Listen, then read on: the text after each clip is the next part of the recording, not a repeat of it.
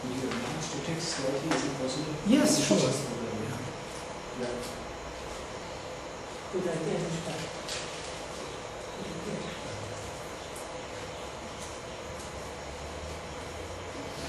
Now, here we are coming to the main concept, Bhartrihari. Bhartrihari is considered to be the most significant philosopher of language and linguistics from the beginning of Indic studies. From here we have some philosophical approach to language. And to illustrate that, I will show you the first shloka of Bhartrihari's Vakyapadiya, and we will see what Vartika says on it. But it is a little later. So, developing this thought of Patanjali, that spota, the revelation of meaning, as we know, spota literally means sudden opening. It's from root sput, to blossom, when the flower is opening, breaking. That is spota. Disclosure. So, working on this particular research, what is this single entity or single meaningful unit, as Patanjali defines it, and how it works on the level of speech, he comes to the conclusion that actually it's not the word, but the sentence in general is where the spota takes place. It is Bhartrihari's contribution. He says that the word does not have any particular meaning to contribute much to the text, because it can be used in particular context and it means even opposite to that what word means by itself. For example, I give you a very simple example. Somebody does something stupid in the classroom and teacher says, "Oh, how clever." Now, the word clever here means stupid, but it is out of context, we know it. Yes, we do not know it otherwise. So the text, the word clever does not explain anything out of the text. It explains something within the text, and even wider set up in the context. There was a very interesting course in the university where I studied linguistics, and it was called Presumption of and Presuppositions in Text. So, for example, such examples, simple. The teacher comes to the classroom and says,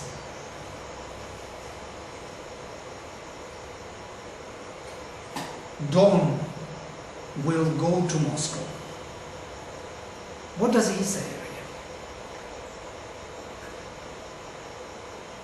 Does he say that Don will go to Moscow? Or he says something more than that? He says many more things. You can feel it. You can't really immediately clarify what it means, but it means so many other things. It means that somebody else will not go to Moscow, who supposed or was in the question to go. Because with this decisive movement to come and to say Don will go to Moscow, it means that there was a question or debate or something before. And everybody is a part of it.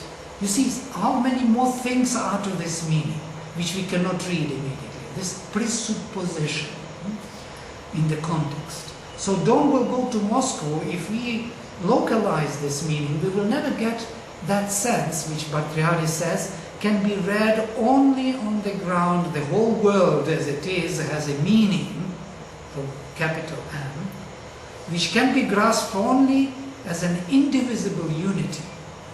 This meaning is inherent in the consciousness of man from his very birth. And here it's interesting to look into Chomsky. I have a question here. Yeah. Whenever you're ready. Sure, we will come to this now. With which he later finds his partial correspondence in his language and reproduces it through articulation, and that is sport. So he will articulate certain contexts within certain bigger setups, yes, which are known to us prior to articulation. Otherwise, we would not come into in terms of understanding. communication will not take place. Yes, Rod. 1, 2, 3. The example that you gave of Don Linguistics probably did not exist at the moment of Don's birth. Yes. And so when it says this meaning, the meaning of the whole world, is inherent in the consciousness of man from his very birth as an indivisible unity,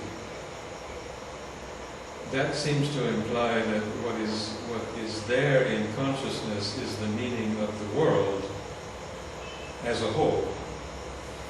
But the divisible parts of the world which make up that meaning, which unfold in time, are actually not known. I hope it does not imply that all of those things which unfold in time are pre-known. I think that would be a big mistake. It's interesting how our consciousness works. We're going to see how formulations are being made. Every statement is a statement partial due to time and space. Yes? Every time it's a partial on the way understanding. Yes? So what is being said here is only a part of some other part of some other part, and it is not the whole and can't be whole. Why? Because it is in time and space. And this is another contribution of Bhartrihari. He says, because of this flow in time and space of speech, it only partially articulates a bit of meaning where all the other bigger unity is presumed.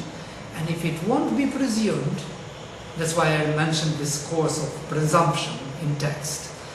If it won't be presumed, we will never draw the meaning into the divisibility, into the division in which we all the time compare and draw meanings from.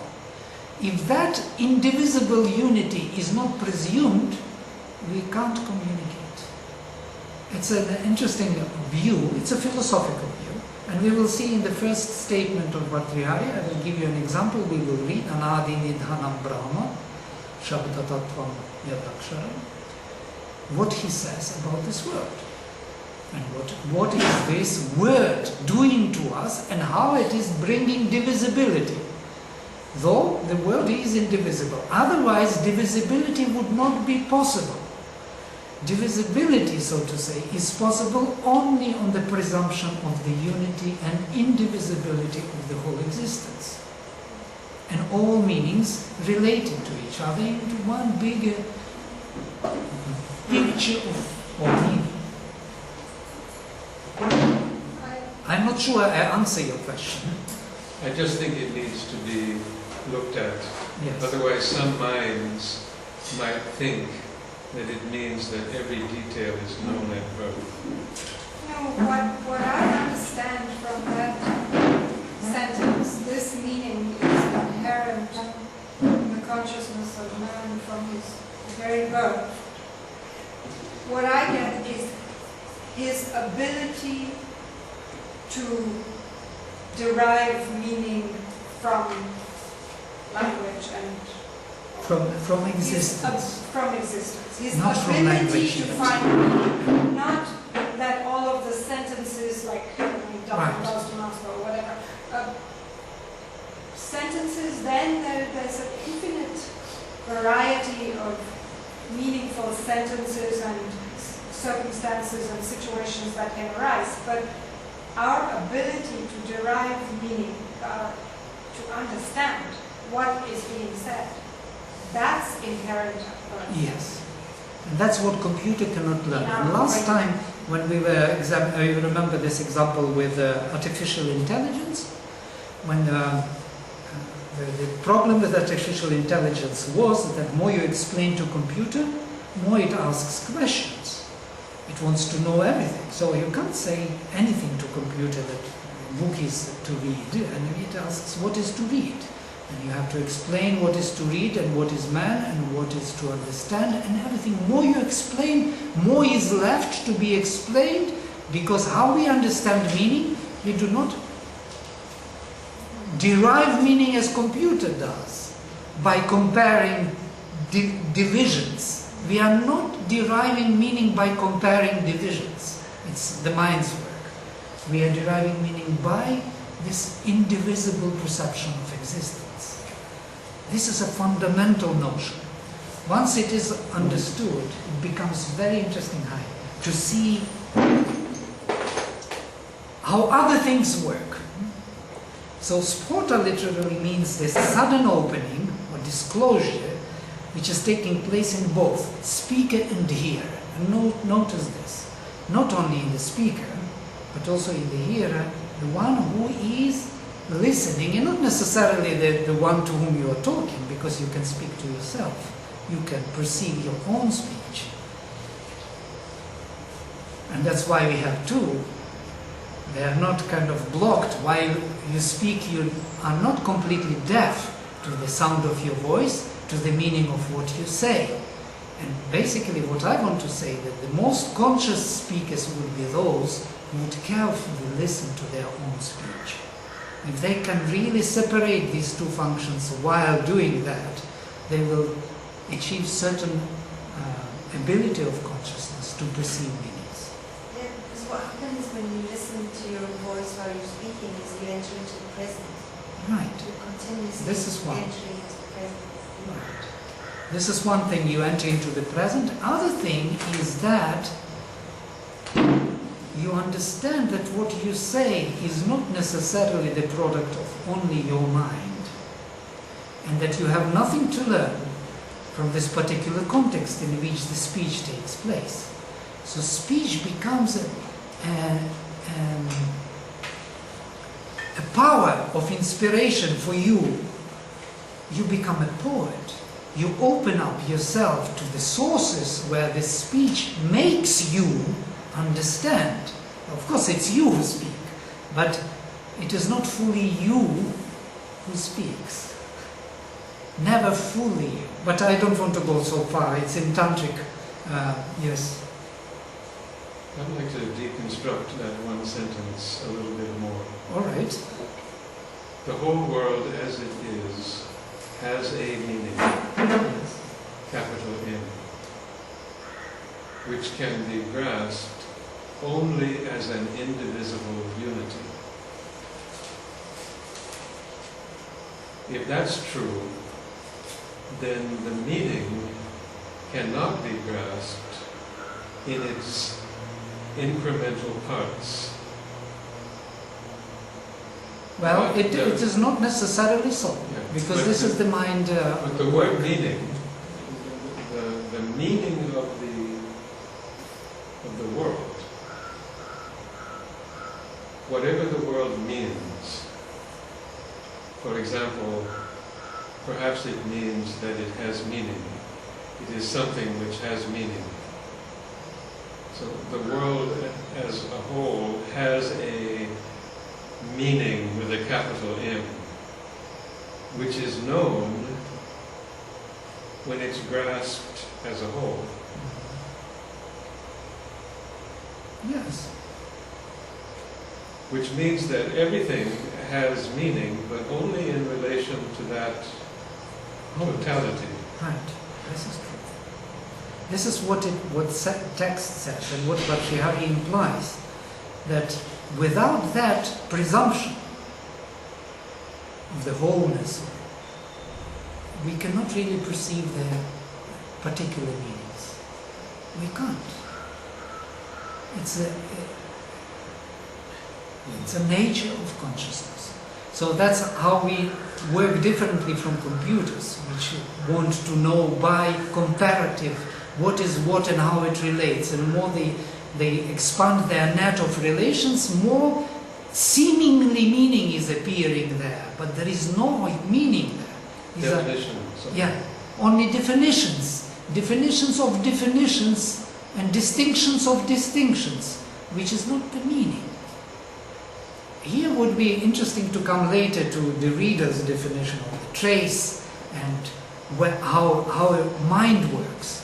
But we will come maybe in the second traditional studies. We come back to this view of Bhartrihari again. So, the meaning is inherent in consciousness of man. That's from the very birth, and I'm happy to speak about this here because Chomsky's idea would be very close to that the ability to perceive and to learn about the world is within the child's consciousness. It's not something which which you can teach. Yeah? It is something which you can learn. It's a kind of very particular subtleties there. Yeah? That we have this consciousness, only we have to learn how to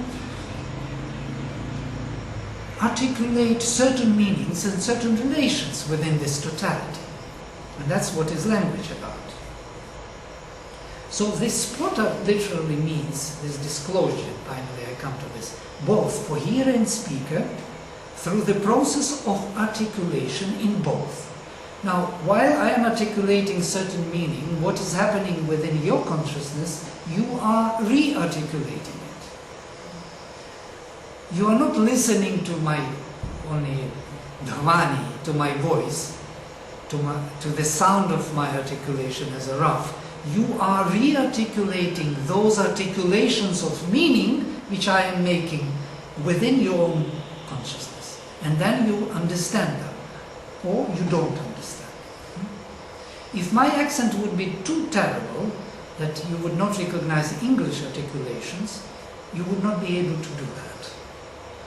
Sometimes you have such terrible articulations, people from, yes. Or if I start speaking to you in Russian, only few of you will be able to understand, because those articulations are not within your consciousness, within your grasp. So the sound of the speech, dhvani, simply evokes the spot. So my sound, which is now as a wave vibrating, flying to your ear, registered by your brain with those articulations, what it does, it evokes in you articulation. And you, by re-articulating within yourself, get the meaning. Otherwise you would not get it. So, there are several levels of this re-articulation. First is varna spota, how I pronounce all the phonemes, pada spota, the re-articulation of the words. If the words are not cognized in the flow of the sentence, you would not be able also to figure out what it means. Then vakya spota, where is the meaningful one sentence, where it ends. Well, if it doesn't end, you would not be able to understand. Now, for example, I will tell you in such a way, like for instance... You know, like that? Yeah? You see, do you feel this hanging of the meaning? I didn't finish the sentence and you are questioning what are you... And you are continuing in your consciousness going to say... How do you know how to continue? Who is continuing my unfinished vakya spota? In American English, it's quite common. No one finishes their sentences. Yes, these paradises, yes, you know.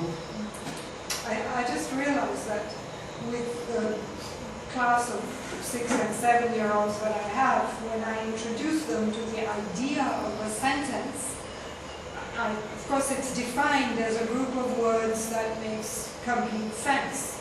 And then I give examples of half sentences. I will begin a sentence and say the object or the subject, and then I'll say, okay, so do you understand? I will say, Vladimir, last night. And they all look at me like, last night what? And I say, okay, is that a sentence? No, it isn't. Unless I finish saying, or I say, Johnny across the street. But it drives the point home to them that unless it makes complete sense to them, the whole group has meaning, that it's not a sentence. But I'm just starting to see that that sentence is very significant in deriving the entire meaning of language. Can you imagine? This is the information which is most valuable for us, that within the child there is a drive to the completeness in the sentence. And that's what Bhartrihari proposes. He says there is no meaning without sentence being complete. If there is no dot at the end, it's not yet there. You have to wait for that dot. You are not sure fully what it means until that dot falls. And then only you can reconstruct, recollect, re-articulate within yourself, see within the context. But before that is done, it's not yet there. It's a very... So this drive in the child to have a complete, finished sentence is something we have from our birth. It's a nature of our consciousness. So the sound evokes the supporter in the hearer as Varna, Pada and Vakya supporter, or we can call it as morpheme, phoneme, morpheme articulation cognition, because articulation cognition here will be on the same level.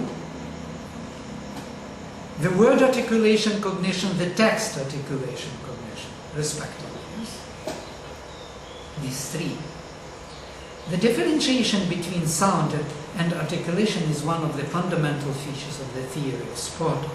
Sporta is not a sound we hear, but the sound we articulate.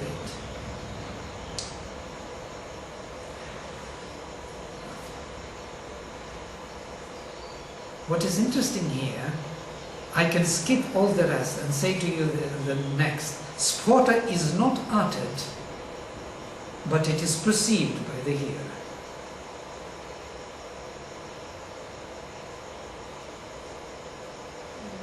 So according to Bhartrihari, Sporta operates within universal sounds, whereas Dhvani, that outer sound of our speech, within a particular sound. My apparatus, my ability to articulate, how many teeth I have left in my particular cultural background, where I am from, and so on and so forth. This is a particular sound, but articulation of sound will be universal, the same as you have. There will be no difference. The opposition between Sporta and Dhvani is also presented as an opposition of class to individual. In modern terms, Sporta can be understood as having constant distinctive phonetic features. Now, what is phonema? Phoneme is that which is coined in the mind.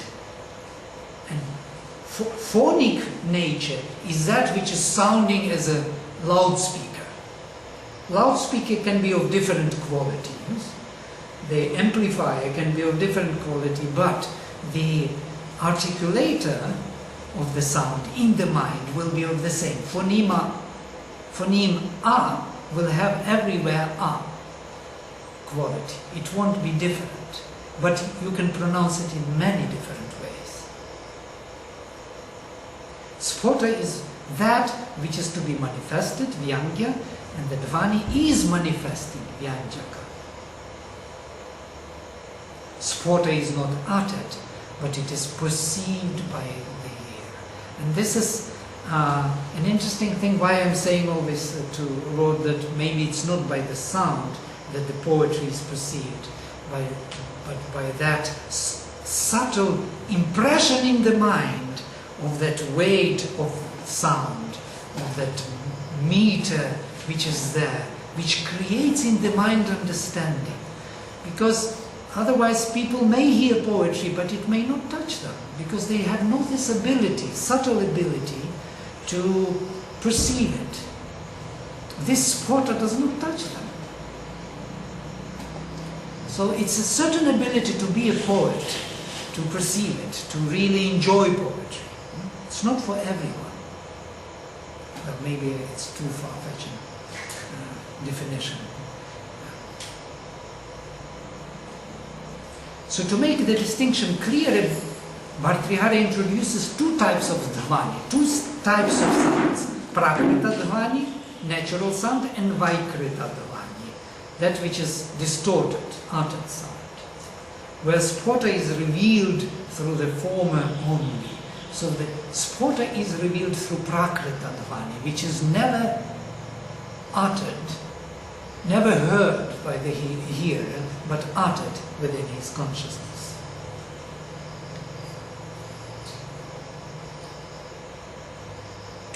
So the secondary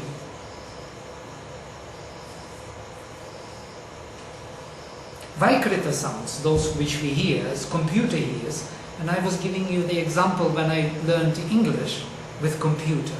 Whatever I said, computer didn't recognize the word. Yes?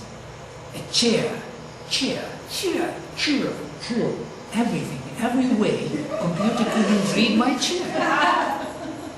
My chair was some kind of Russian chair. I want to say that this is exactly where this dhvani works, Vaikrita dhvani, yes? Because computer does not have spota, cannot reconstruct and re-articulate, it will read this dhvani. And if dhvani is not matching with that signal, it will not catch it. So on semantic level, yes, what I want to say, secondary Vaikrita sounds are only to indicate primary ones, which computer doesn't have, but we have.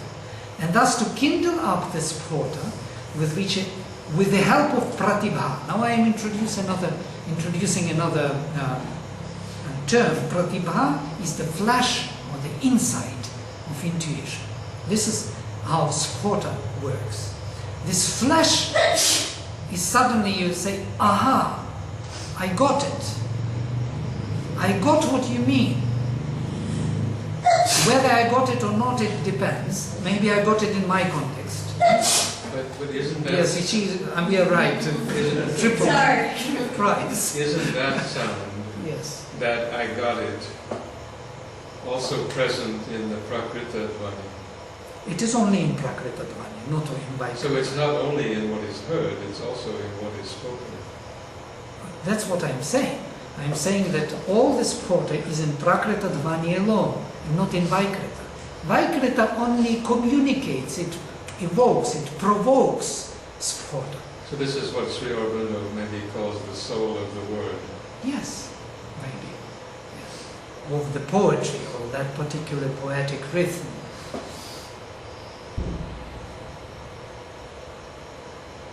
Yes, later spota is taken in much wider sense as a creative power of the word. But still here we are dealing in linguistic terms. So on semantic level, as it was developed by later grammarians, spota makes the text correspond with the universal text totality, Shabda Brahman, and therefore the text can be easily understood as such. It's later, it's a philosophy of language. And once the inner perception pratibha of the hearer flashes out, reflecting something of that totality, the spota, the revelation of the meaning of the text, takes place in his consciousness. It has to have this correspondence with text totality. And if it doesn't, we would not be able to understand each other. Can you imagine how many meanings we imply when we say something simple, like Don will go to Moscow? How many meanings are there? It's the whole cosmos of meanings. And if it is not there, the meaning of Don will go to Moscow will not be understood. He is already in Moscow. You could say Don will not go to Moscow. It will not go. It has many more meanings. My father used to say when he was working on he was a linguist and a historian, he was working on texts of 12th century, Slavic texts. And he used to say to my mother, "But Helene, I am in the 12th century." Let me be, you know. It was something of the kind. It's a faraway space and meaningful space. It has its own meaningful world. The text totality is there also recreated. So if you have some questions up to now, it's the time before we move into overview of the whole sport of video. Does it make sense a little? Yeah? These sounds which are basically not part of Sanskrit, like the or f, would they then belong to unnatural sounds? Squarely put question.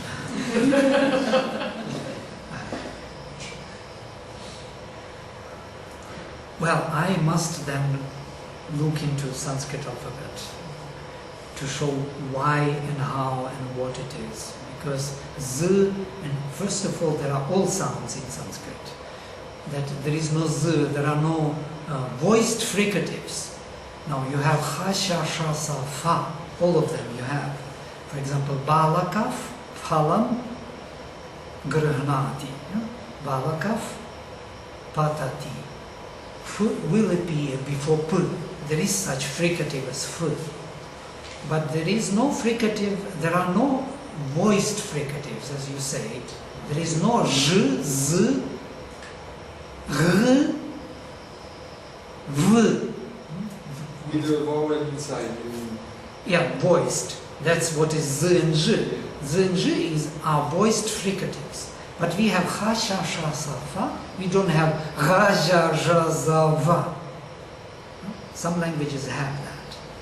Why we don't have them in Sanskrit? It's an interesting question. Because we have already, on all these 5 levels of articulation, which are only 5. It's interesting, yeah? There are back tongue, there are palatals, there are cerebrals, dentals and labials. And there is nowhere else you can put your tongue to articulate something else. Of course you can distort. There are allophones. But as a pure articulatory devices, you can touch with aspiration, you can touch with voice, you can touch with voice and aspiration, you can direct through nasal cave, that thing. Yes, nasals. Ma, nya, na, ma, ma. Yes, ma, nya, na, na, ma. Or you can make what? Semi-vowels. You can make vowels. A, I, ri, li, u. You can make semi-vowels. Ha, ya, ra, la, va. You can make fricatives. Ha, sha, sha, sa, fa. And you can make voiced fricatives. I mean, your question is why there are no voiced fricatives. So I kind of localize your question.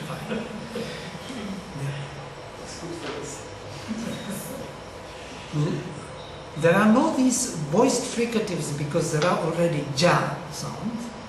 Ja is touched voiced. Yes. So if you have ja, why to have ja? Ja, ja. You have Jean and John. This is a different reading of the same sound. You make it voiced fricative in French, whereas in English it will be touched fricative, not fricative, but touched voiced. I think there is somewhere there, answer can be found. That Je and John and Jean, why they are not the same two sounds? Why you don't have Je in French and why in English they don't have Je? They prefer to have one sound. That may be the leading direction of research. Otherwise, of course, you can introduce voiced fricatives. And other languages have them. Z, for example, would be a very useful sound, but we don't have it in the Sanskrit language. Yeah, what's amazing is that it's Z is a very common sound in most languages. So it's actually amazing that it's not there in Sanskrit.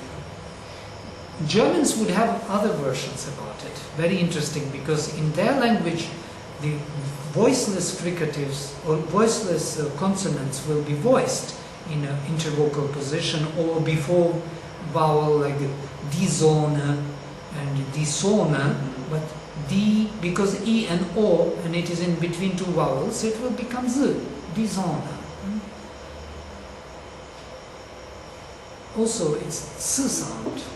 Maybe that was also the way or the direction of thinking why these fricative voiced did not appear as separate sporta varna. Because now we are speaking about varna sporta, those articulations in the mind. Then later they have allophones, all kind of byproducts. Because all kinds of byproducts, you can distort sounds. You can make from many different ways of sounding it, but in the mind it stays still. But none of the Indian vernacular languages have those sounds that you see like in the Sanskrit. None of the Indian vernacular languages. It's interesting. So it's the whole country. Yeah, but they introduced from doesn't Persian. have a written Z. No, they have Jew with dot underneath. They introduced from Persian the zaruri hai. Yeah. You can't. From Urdu. Yes, from Urdu or from Persian. Yes. And all these other khush hai. Yeah. The dot underneath. But they had to, yes, to introduce them from somewhere else. So we continue. So the spotter can be seen as a communication device based on recognition of the truth of existence through the word text in general, bigger text, in hearer speaker, satta. That's what he is using. He is using this term satta, existence. It is on the ground of existence that we recognize meanings, and not on the ground of language. And a very subtle, very interesting definition.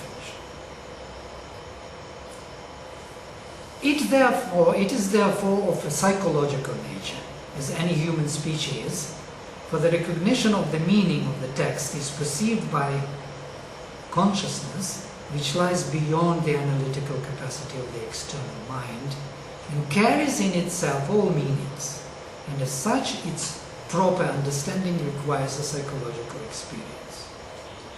Who's the author of this? It's me. It has to be a little bit better made, as I see it. In your hearing, it's another very interesting part of sporta. When I introduce you into my hearing device, yes, you different sporta articulators. I introduce you into my sporta articulation. I see things differently. We are building up one particular sporta screen on which I perceive my own speech and thinking differently. That's the beauty of these gatherings, that we can share together different ways of thinking. Even today, that's why I see many things immediately. I even have to reread them. It's just a mistake, a few mistakes here. Ease has to be moved and so on. Even today, this theory is widely recognized, and that is the beginning of studies. St. Petersburg University in Russia took the whole project on Bhartrihari, and all linguistic studies are turned towards Bhartrihari more and more, because it's profound, it's dense with meaning. Now, I want to move into the general observation of what is this theory of sporta. This is now will be 1, 2, 3, 4, 8 different definitions.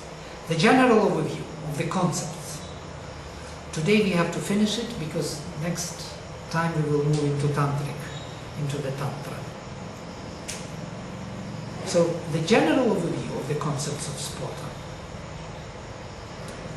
There are 8 major approaches to the theory of sporta. There is Varna sporta, that the articulation recognition takes place already on the level of articulating sound. But not sound as dhvani, but sound as sporta, as Prakritadvani, yes, as mentally coined varnas. Because varna is not sound which sounds outside, but varna is sound which is articulated within the mind. Padaspota, the articulation of the word. Every word has a morphological accent, as we saw in previous lecture, which is recognized as such, separately by this accent. Vakyaspota, when the child is waiting till the end of the sentence and cannot understand it, and we cannot understand the sentence until it is finished. There are also other few definitions. Akhanda padaspota, it is for the synthetic languages. Undivided meaning of the word. For example, balakasya, of the child. Balakasya is the meaningful word, cannot be divided. This is akhanda, undivided word. Or it can be divided. Balaka is one meaning and balakasya is another meaning. So grammatically, the genitive case can be separated from the notion, from the noun. But in akhanda padaspota, the theory, they are not separating these two. Grammatical meaning and the meaning of the word. Akhanda vakyaspota. Also, the vakyaspota theory, the sentence as such is understood as undivided, meaningful unit and can be applied into any context. Varna jati spota. Now we are moving into interesting definition. Jati is that which is inherent, which is universally applied. So we are recognizing, as we were just saying before, the meaning of the sound through those mentally coined jati sounds. We are not recognizing them through the manners of articulation only. We are recognizing them through jati, but also through the manners. For example, somebody from Texas or Alabama, as it was mentioned before, can have a particular way of articulating which will add to the meaning that he is coming from that place and carrying within him all those significances of that place. And it makes sense what he says because of that place. So, not only Varna jati spota is possible, but also as a universal meanings, articulations of a as a, but also an as a, which adds to that meaning, particular meaning. Pada jati spota is the same, that every pada has some universal meaning. Like for example, gotvam is used, yeah? Cowness in the cow. It is by that cowness in the cow that we know that cow is cow, and not by the cow as a cow. You see the cow and you will not recognize it as such, unless you will have that notion of cowness. And we were trying in the philosophy of evolution to recognize who is who. You remember? That's what we were looking for. We were looking for cowness, for the cows, and for catness in the cat. And Vakya jati spota is also a definition that every particular sentence has a universally available meaning. A very far-fetching definition. But what I'm trying to tell you, I'm just showing you all possible ways of looking at it, and I want to tell you that all of them are valid on their own level. If you add one to another, you will have more and more holistic view of sport. They are quarreling among each other, and we will see more definitions now. And you will see why they are kind of this. That will be about distinction of definitions rather, no more than that. Varna spota. is defined as a denotative, vachaka, when a single phoneme or a stem or affix is found to be so, and therefore the varnaspota is taking place. It's a very strange definition, but I will tell you like this. For example, when I speak to you and suddenly I say the cow ness. I said the cow, and then I change it, the ness. Yeah? When I make this change within my flow, and I add to it certain particularity of morpheme or affix or suffix or one phoneme, which makes sense, I am utilizing this varnaspota. I am changing the meaning by changing the sound. If I am doing that, then varnaspota is taking place. It's not that every sound has meaning as such only, but also when I articulate it in a particular way to make the meaning, yeah? As we were Alabama doing, that was varnaspota definition. It wasn't anything else. It's not Alabama. Okay, I'm sorry. What was that? Alabama. Exactly.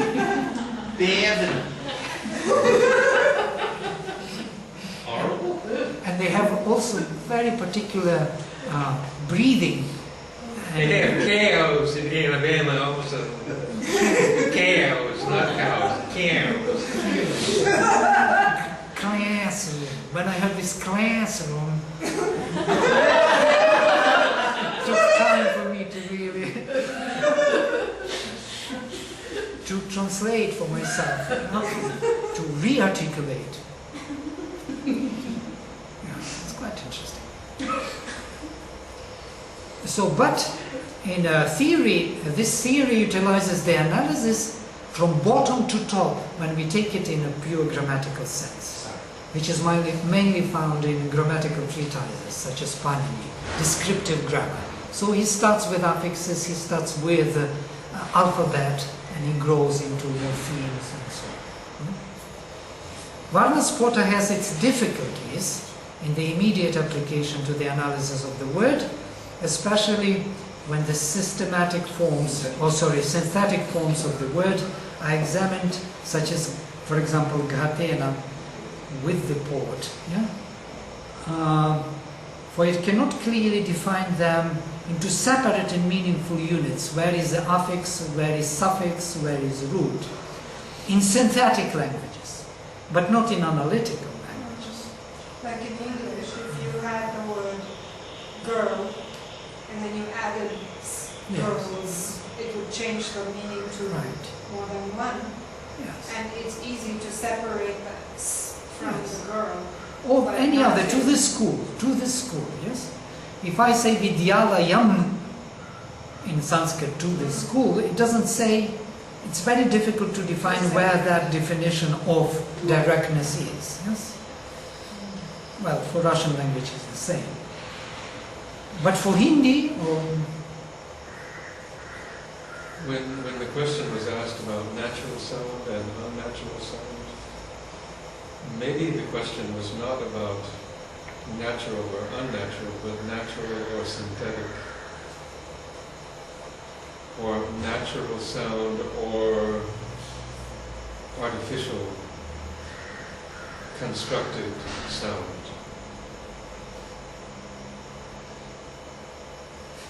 no, when I bring this meaning, I articulate Alabama accent for you. Then I utilize varnaspota. When Alabama person speaks, he doesn't do that. Yes. This what you mean? Yes, when I meaningfully do that, to bring some other meaning which I cannot bring otherwise, but only through the varna, through the sound, then that would be varnaspota. Does that explain why in certain languages, like in English, you will say some particular words that carry particular meanings in French, for example, déjà vu? Right.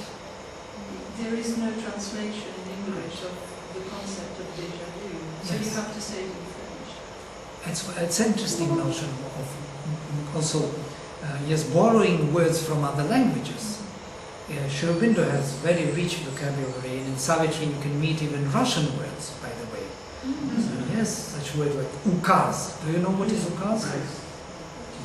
Nobody knows what ukaz is in English, I'm sure. Yes, it's used in English. It's used in English. Yeah. What is it? It's Yes. UCAS.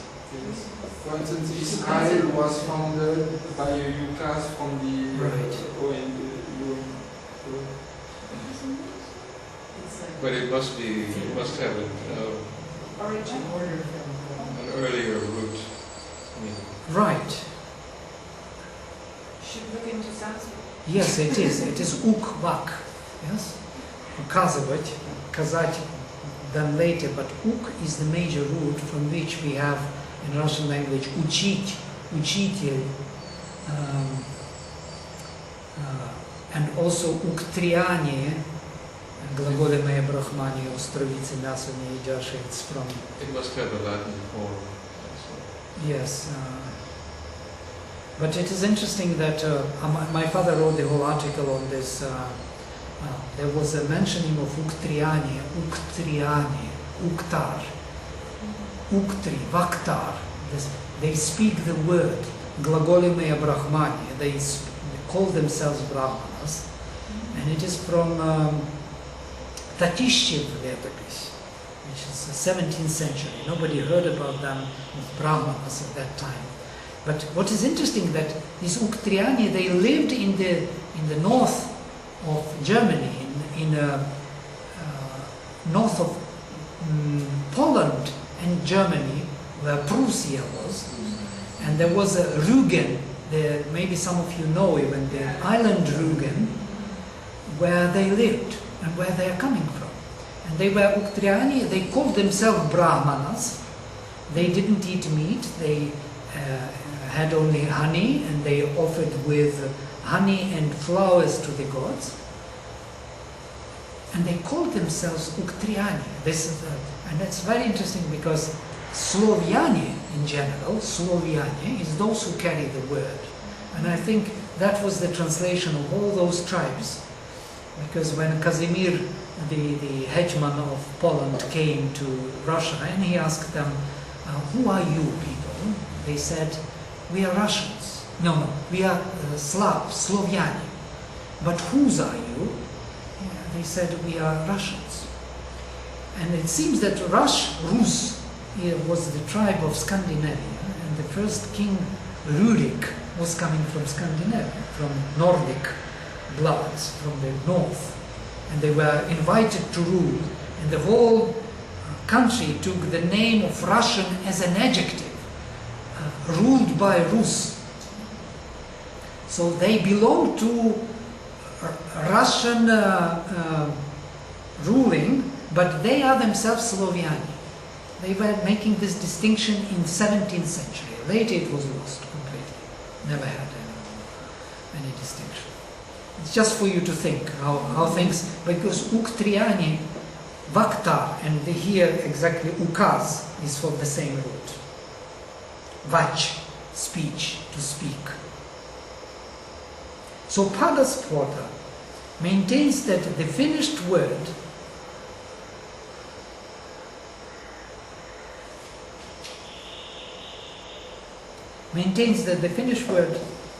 oh, it's a mistake, not as, but is a unique entity which conveys the meaning. And the division into the morphological components into suffixes, stems, and so on and so forth does not occur when the speaker or listener understands the speech. Now, when we listen to the word, especially in synthetic language, if I say balaka sya, you don't hear balaka and sya, you hear balaka sya of the child. Yes? This theory claims that the text can be described by listening to the words and their meanings, as well as by perceiving the relation between them in the synthetic structure of the sentence. So by listening balakasya griham asti, you can collect the meaning and make it one. This is the theory of Padaspota. So balakasya is already enough. Of the child is already meaningful unit, but it requires continuation. Yes? So I can continue and build up on it, and build up on it until I finish the sentence. It is by listening to the meaning of every word and linking it with another word that the meaning of the sentence can be understood. But since the meaning of the sentence is the final meaning, which is to be understood, then the pathos for the theory is found insufficient in the description of perception of meaning and leads to the next level of synthesis, Vakya Sprota. Now, Bhartrihari speaks only of Vakya Sprota. And that's why his treatise is called Vakya Padiya. It's interesting, he puts Vakya first, sentence, word. So the sentence is first and the word is second. Vakya Sprota maintains that the sentence is a unique entity which conveys the meaning. The sentence in itself is a unit of meaning. Vakya Sprota, however, does not claim that the constituents of the sentence do not have meaning. The main point of this theory is that the word should be always seen and understood in the context. The words have their meaning only when they form a part of sentence. And it makes sense. The child does not have meaning if it is out of the sentence. It is in the sentence that the child will take its meaning, what it does and what happens to it. I mean, that's where poetry is very interesting, because in terms of poetry you can put the word child on its own and you'll feel its great meaning. Yes. We accept it as a sentence. Yes. Sometimes it is so complex in poetry that you can't really understand it until you come till the end. Yes? Because the placement of parts are unusual in a way, and you cannot really fully grasp until it ends. And there are sometimes very long sentences in Shri Aurobindo Savitri, and at the end only you get it, that all that belonged to that particular statement at the end. For example, in the syntax of, it's all about syntax we are talking now. In syntax of German language, it's very interesting that, for example, in German language you can say everything for so long, the whole speech, and at the end you say nicht. And everything what you were saying means it's not that, it's just opposite to it. So until you hear that nicht, you can't be sure what it is all about. You are a great speaker, a great conqueror of the worlds, nicht. Okay, not a great speaker. In Japanese, the verb comes at the end of the sentence. Exactly, and it is very close to this agglutinative type. It's very interesting in Illay, in Tamil. Now you can do the same thing. You can say many things, and at the end Illay means everything opposite to that what you were saying. In Tamil also the verb comes usually at the end of the sentence, and this is a big problem that we have as English speakers communicating with Tamil speakers. They really have to turn it around before it means anything. Translators at the United Nations and so forth are said to have trouble. Yes, translators in the United Nations have troubles. They have troubles. No, just in that one aspect. In other words, what is the verb of the sentence finally? Bonk. Yeah, simultaneous. Yes, and it's also interesting because in Semitic languages, if you take Hebrew for example, the verb has a tendency to be at the beginning of the sentence. If you read the Bible, at least in biblical language, not in the modern maybe, Hebrew. So all the translations of Bible into English were made in such a way that you get another English. You have always these verbs at the beginning. and it became a biblical English, so to say, which is kind of distorting English way of speaking. This, for instance, is happening in the European Parliament. Each document has to be translated in another language, a minimum 15. So the documents are mostly unreadable. You cannot understand. So we send people to the European Parliament, and they translate the text that has been put in this language. So we pay translators on translators. And, you know, it becomes even more not understandable. I mean, in English you call that Chinese whispers. Whispers. Where one person says to the next, Oh, but right, every right. time you go to the end it's something completely Spoiled telephone.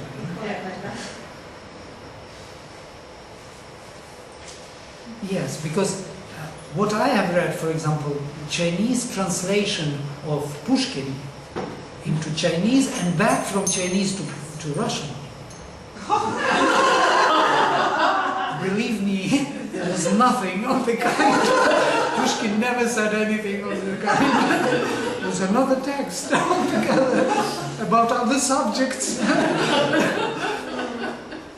It's quite interesting because the meaningful stresses, what they made, they read it differently. And then they put it differently. And then it was translated back. And it didn't resemble the poetry of Pushkin.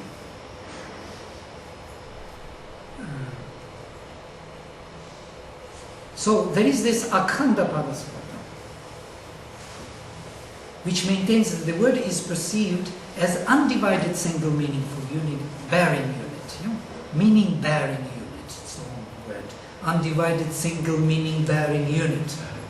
This is the compositor which I made in, not very legal, but sometimes in English you can make such long words, you know, $64,000 question or something. This is $64,000 question is one word, where question bears one accent, and $64 million does not have accent at all, because it's a composite, $64 million question. So here is the same thing, compositor, which is undivided single meaning bearing unit.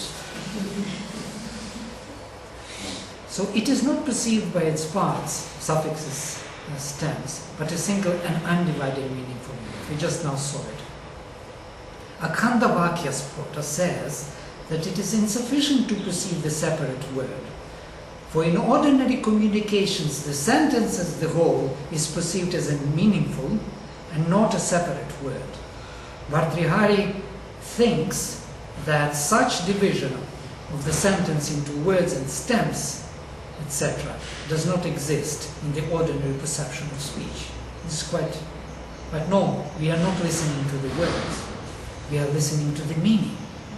That's why children cannot say what you say, because they didn't get it yet. What you want to say. Because what we want to say will be the meaning. In common use of speech, the meaning is taken as a whole, including the context. It is only when the utterance is made that the speaker can dwell on it and analyze it in parts and words, stems, and etc. So, but not when he is speaking. That's an interesting thing also. If you want to meaningfully speak, you cannot analyze your speech and speak at the same time.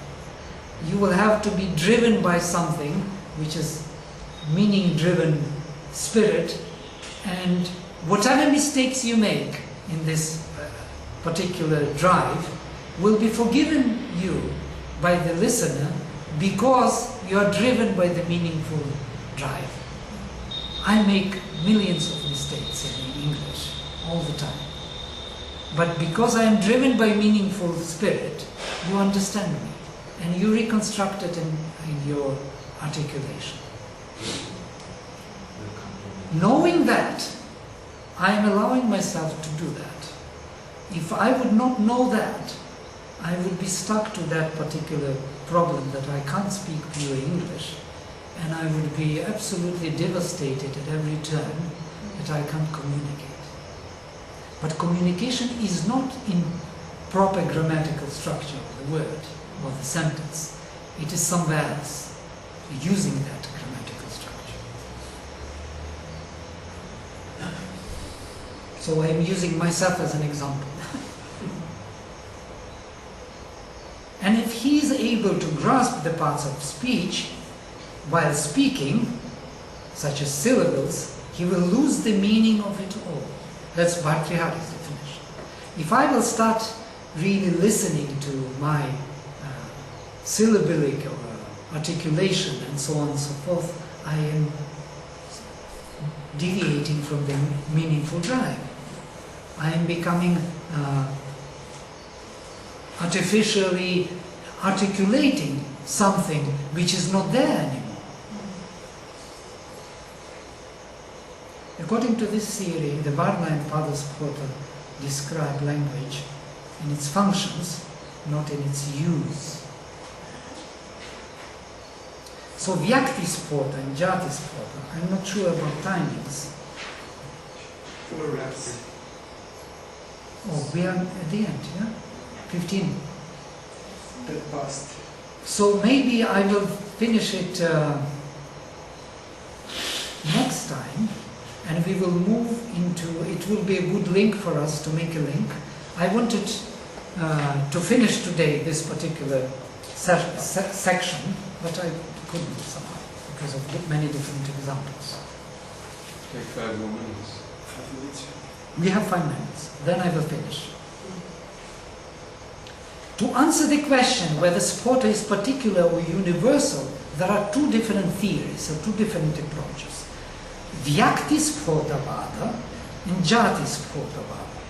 The Jatispotavada maintains that non-difference in the varied individual elements is generic, while Vyaktispotavada says that the difference is associated.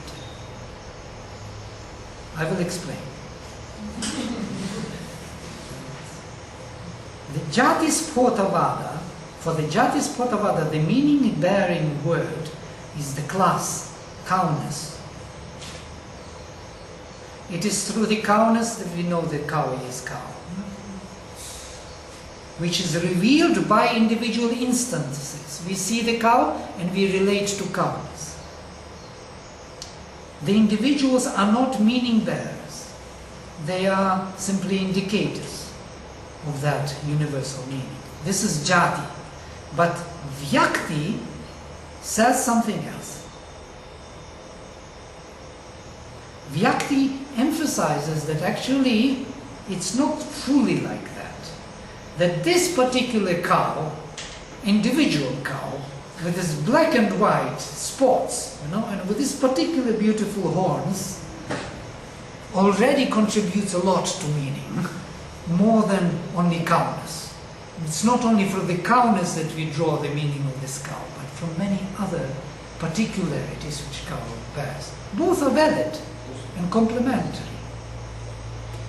There was one more distinction important to mention here, which formulated the 2 different approaches to the understanding of spota. And here it's interesting, just look at this. Abhihita Anvaya Vada. Abhihita Anvaya Vada and Anvita Abhidhana Vada. Just replacement of 2 words. So Abhihita Anvaya, it is stated first by the words and followed then in the sentence, if I translate it literally. Through the words we complete the sentence. And the other one is opposite, following after the statement. The statement is made as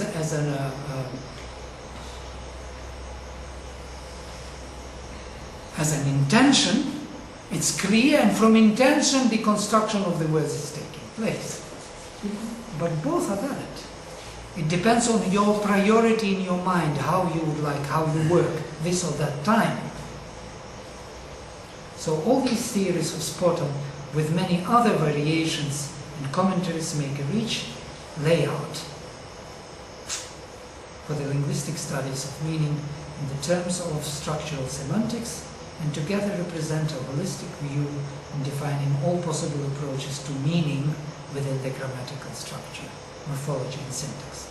Now, I'm not saying that this is a meaning, I'm saying it's a rich layout in morphological and syntactic structures. We will see what meaning is later. Sporta is a disclosure of meaning, but it is not meaning. So, that's enough for today, and we will have a tea and